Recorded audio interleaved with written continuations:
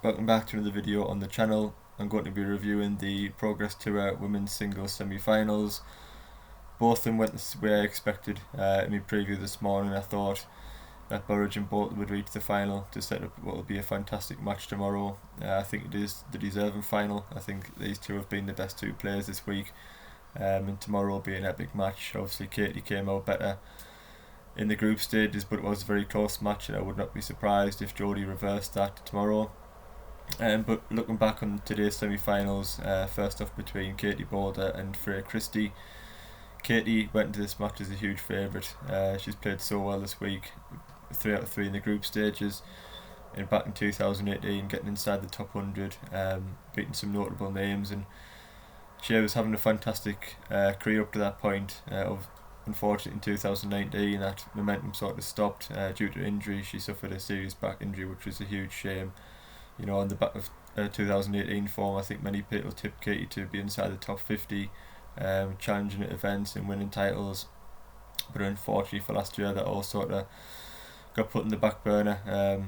So from that serious back injury, she obviously dropped down the rankings, was unable to play, lost all the momentum that she had built up. And this week it's just been fantastic to see Katie back on court, fit and playing well again, reaching the finals, what she deserves. And I'm sure Katie and everybody's just hoping for an injury-free spell, and I'm sure she'll climb the rankings again very quickly and win many titles with the ability that she's got. Still only a very young player, just 23 years of age. She's got time on her side, and yeah, she's just one of many fantastic young British talents that we have. And she shared the court with one today, Freya Christie, and it's crazy to think Freya Christie's ranked around 650 in the singles ranking, and she's way better than that ranking. I think she's a player that we'll see climb the rankings very quickly over the next few years.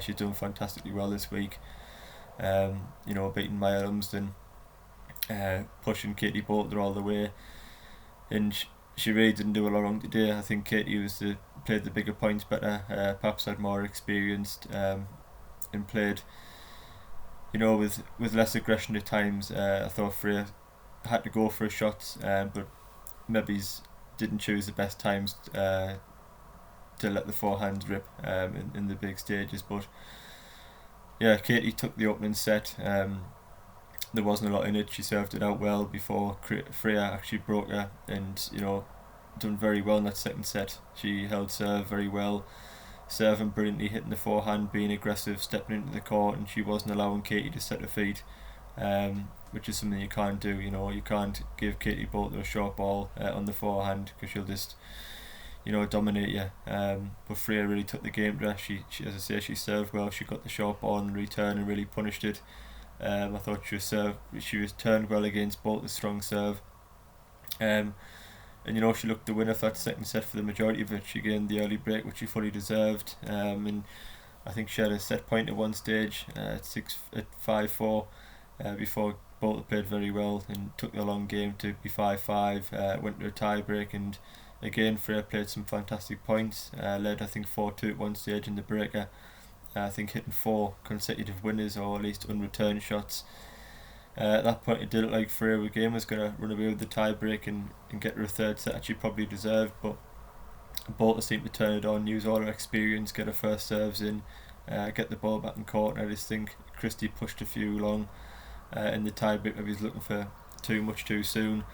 Maybe he's trying to take the ball a bit too early when Boulter had her deep in the court. But overall, a great learning experience for Christie. I think she's had a fantastic week. As I say, 650 ranked in the world in singles. I don't think that'll last long. I'm sure this week will give her massive confidence. She probably wasn't going into today's match expecting to win, but to give a good performance and give a good match to a player like Katie Boulter, there's many positives really to take from that. A fantastic week for Freya. Obviously a very good doubles player too, still just 22 years old, and again she's a player certainly to watch in the future. Has a huge game from the back of the court, and a very strong serve. If she can just improve that first serve percentage, I think she'll be a top player. Boulter progressed to the final, tomorrow's final, in straight sets. It was a very hard fought close match, but I think both the right player went through in the end.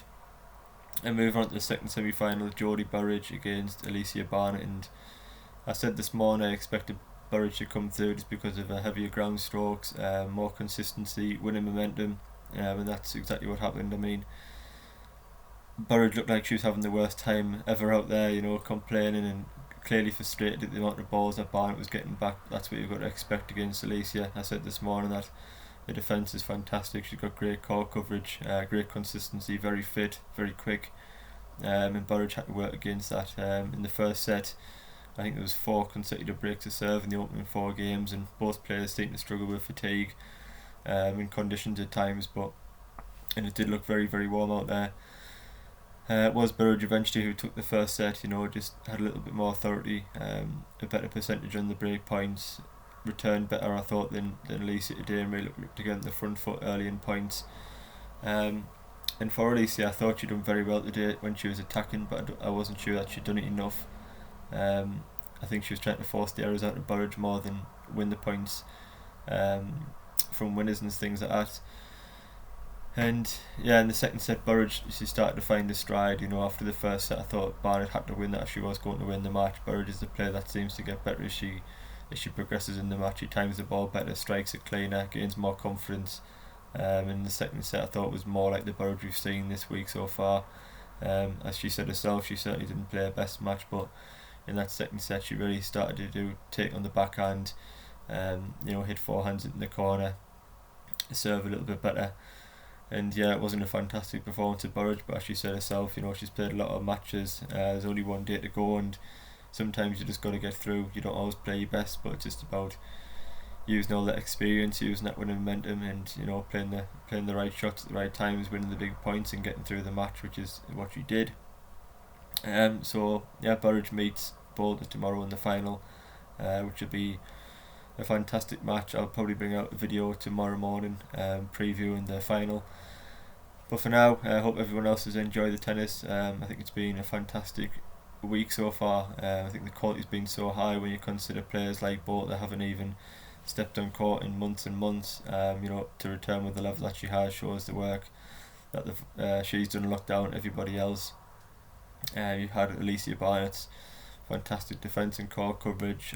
Players like Freya Christie coming off the back of fantastic spells in doubles to play so well in singles against players like Boulter is fantastic to see, and then Jodie Burrage seems to be going from strength to strength. 14 wins I think it is now in the last 15 matches, reaching her third final in 3 weeks. And these are just some of the players that we've got. We've got an array of fantastic young talents in Britain, and I think to get the coverage on the likes of BBC and play as well as they have been this week has been only positive for British tennis. So hope everybody else has enjoyed it. If you do enjoy the videos, please like and subscribe, and I will see you tomorrow to preview the final.